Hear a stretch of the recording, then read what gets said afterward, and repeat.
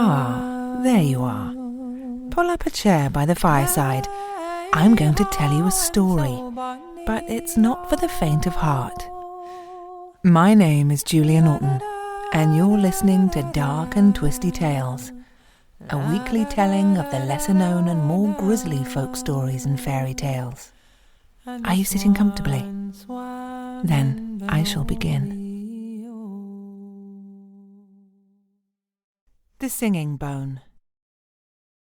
In a certain country at one time, many people were concerned about a wild boar that was churning up the farmers' fields, killing the cattle and ripping the life out of people with its tusks. The king proclaimed that whoever could rid the land of this brute would receive a great reward, but the animal was so huge and strong that no one dared go near the forest where it lived. In the end, the king announced that anyone who could kill or capture it should have his only daughter for a wife. Now, in that country there were two brothers, the sons of a poor man, and they declared that they would take on this fearful task. The older brother, who was cunning and clever, did so out of arrogance, but the younger, who was simple and innocent, was moved only by the goodness of his heart. The king said, "If you want to be sure of finding the beast, you should go into the forest from opposite sides."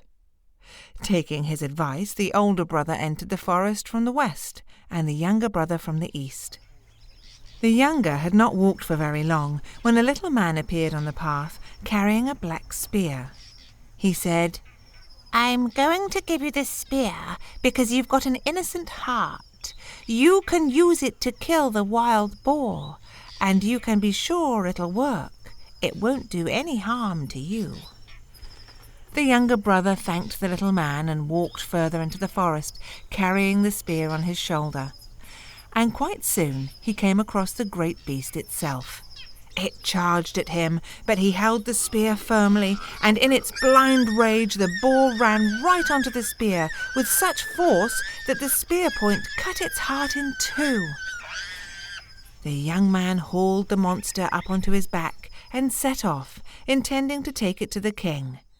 But when he reached the edge of the forest, he came to a tavern where people were having a good time drinking and dancing. Among them was his elder brother. That scoundrel hadn't even been brave enough to go into the forest, and reckoning that the boar wasn't going anywhere else in a hurry, he decided to drink some wine to give himself a bit of courage. When he saw his younger brother coming out of the trees with the boar over his shoulder, his wicked, envious heart began to tempt him. He called out, "Brother, what a great deed you've done! Congratulations! Now come in, sit down, let's drink to your victory." The young man, in his simplicity, suspected nothing. He told his elder brother about the little man and the black spear with which he'd killed the boar. They stayed there till evening came, and then they set off together. When it was dark, they came to a bridge over a stream. "You go first," said the elder. The younger brother went ahead, and when he reached the middle of the bridge, the elder struck him so hard on the head that he fell dead on the spot. The murderer buried him on the bank beneath the bridge, lifted the boar up on his own shoulders, and took it to the king. "I killed it," he said, "but I haven't seen my poor brother. I hope he's safe." The king kept his word, and the elder brother married the princess. After a little time had gone by and his brother still hadn't returned, he said, "I'm afraid the boar must have ripped him apart. Oh, my poor brother." Everyone believed him, and they thought that was the end of the matter. But nothing is hidden from the eye of God.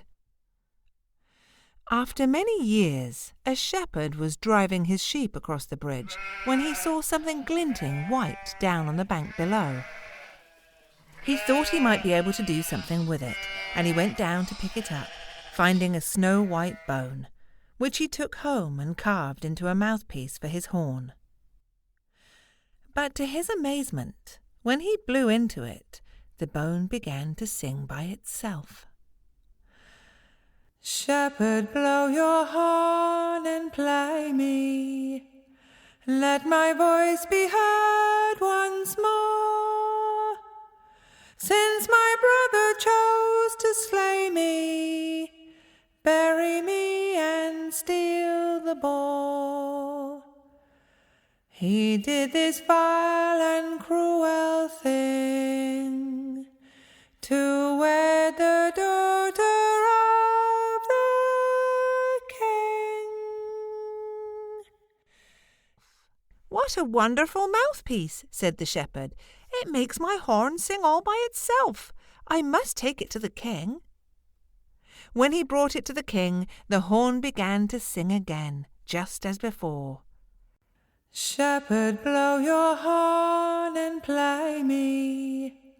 Let my voice be heard once more. Since my brother chose to slay me, bury me and steal the boar. He did this vile and cruel thing to wed the daughter of the king." The king was no fool. He understood at once what must have happened, and he had the earth beneath the bridge dug up.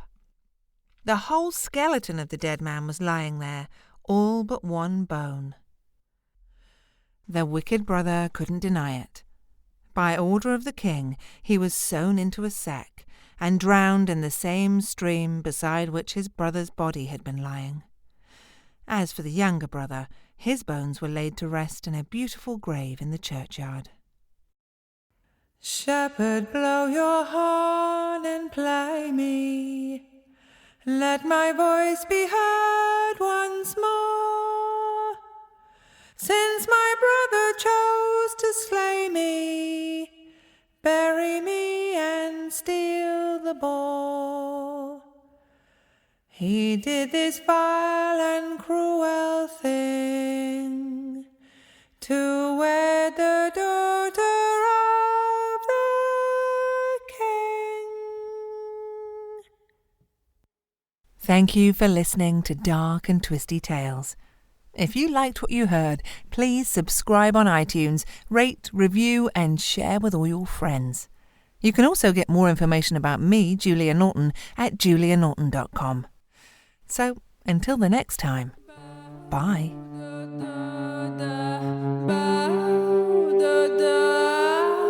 Bye.